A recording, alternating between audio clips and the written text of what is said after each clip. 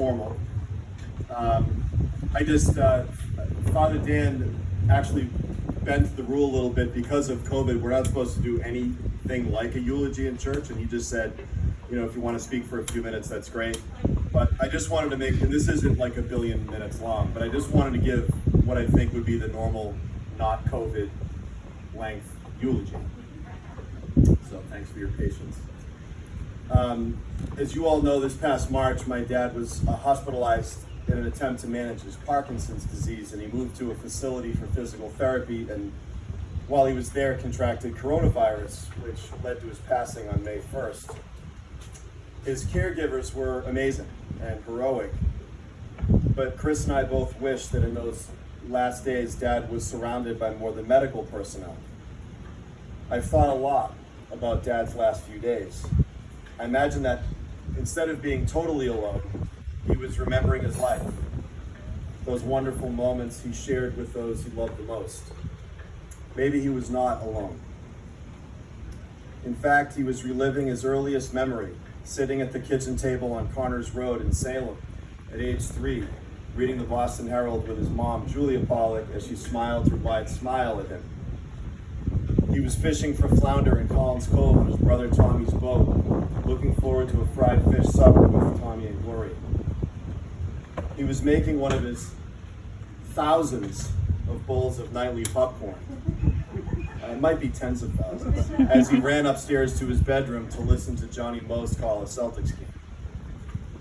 In his last days, he was playing catch with Bobby Connery and enjoying long basketball games at the park with Dick Lowe. He always bragged that he once made 36 free throws in a row. He was enjoying countless parties and holiday meals at Tommy and Barbara's incredibly hospitable home with his beloved nephews Randy and Matthew, sister Gloria, and the entire family, always enjoying a walk and cigar after dinner.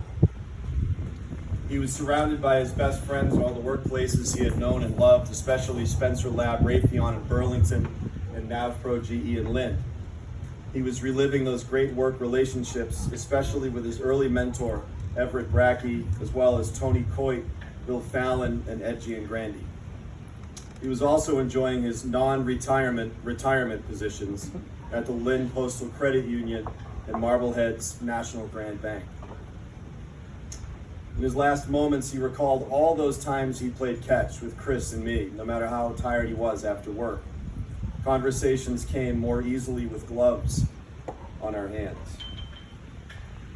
Dad was definitely driving 8-year-old me and 9-year-old Dave Angeramo to the Baseball Hall of Fame in Cooperstown, New York, asking ridiculously obscure trivia questions for 6 straight hours. Dave and I will both tell you that because of my dad, huge chunks of our brains are full of the most useless baseball minutia.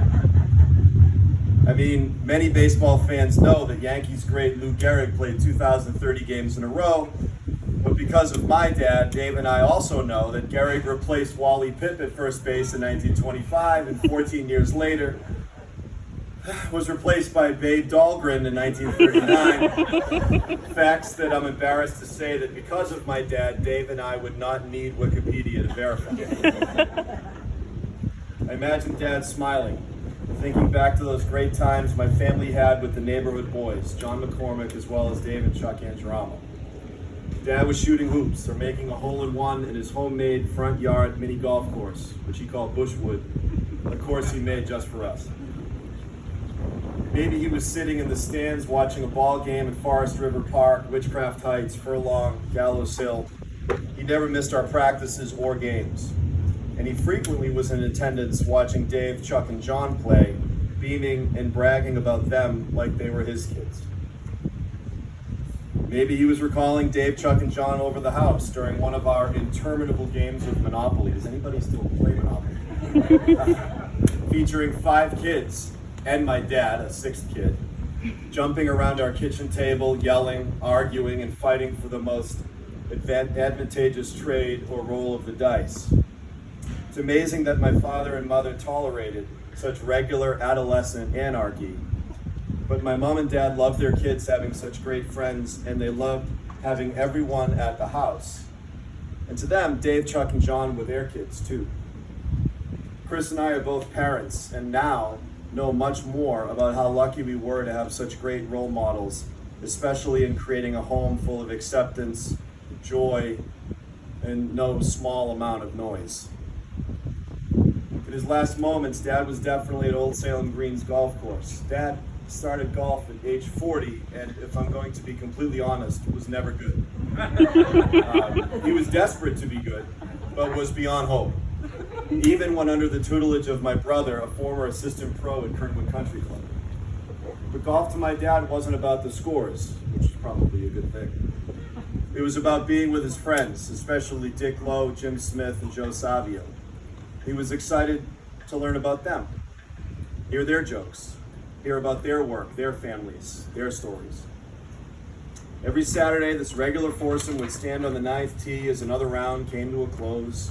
My dad would tee it up, smile, and look around saying, "There's nothing better than playing a round of golf with my good friends. I wish that today some of them could have made it." Maybe the most essential criterion for being Dad's friend was a high tolerance for a comedian with a 3-joke repertoire. In his last moments, he was definitely bragging about Chris, the best golfer in the family. As some of you know, Chris is also a great guitar player. In his 20s, Chris enjoyed a brief stint with a heavy metal comedy band with songs whose titles I cannot mention in polite company. But Dad, even with his button-down 1950s musical tastes, went happily to those concerts too, to support Chris. In his last days, Dad was comforted by memories with his friends from his weekly trivia team, the Danvers Senior Center, the Parkinson's Support Group, and the Parkinson's Bowling League, who had maybe the best bowling team name ever, Shake, Rattle, and Bowl. That's not a joke. Dad was especially grateful for his friendships with Laurie, Pauline, and Dave. His Parkinson's diagnosis shook him to the core, but he often said that many of his great friends later in life he met through this disease. He was so grateful to face this challenge with such kind and loving friends. In his last days, Dad was definitely with his buddies, Peter Carlin and Dennis Norris. How many thousands of cups of coffee were consumed? How many breakfasts eaten? How many of the world's problems were solved in the regular company of these great friends? And Peter, you know my dad loved you like a brother. Dad would be at my house having coffee or dinner and his phone would vibrate. He'd eventually find his phone, look down, see your name, smile, and yell into the phone, "Colin!" Every single time. Dad was nothing if not consistent. Dad was with my wife Laura, whom he also always called his daughter. Laura was always great with my dad, patient enough to tell him 10 times the date of a recital or family gathering. She always made sure he was okay. I imagine even in heaven, Dad is imploring Laura to relax. And Dad, in his last days, was definitely with his greatest pride, his grandkids. He was asking Julia to sing "Don't Rain on My Parade" again, or gazing up to the choir loft from his back row seat at St. Agnes as Julia sang a solo.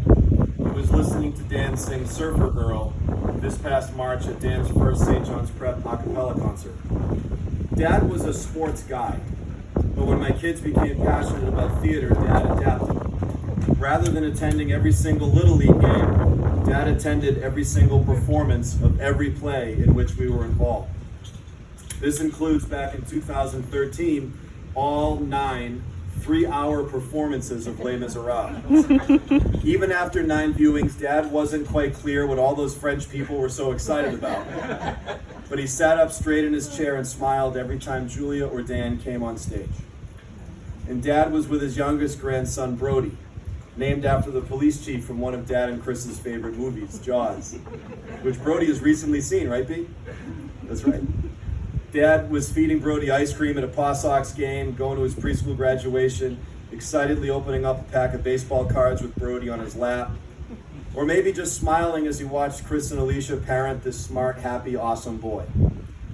Whenever Brody entered Dad's company, Dad would smile widely and yell, "B!"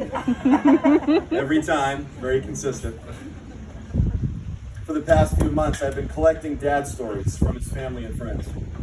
Strangely, almost all of these stories feature dad as a supporting character, a character watching someone else shine.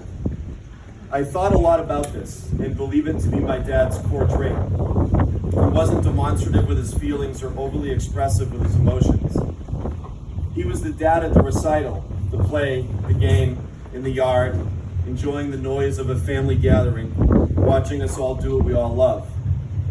He was the dad that always showed up, who was always there, who was always ready to postpone his life, his goals, his free time for us.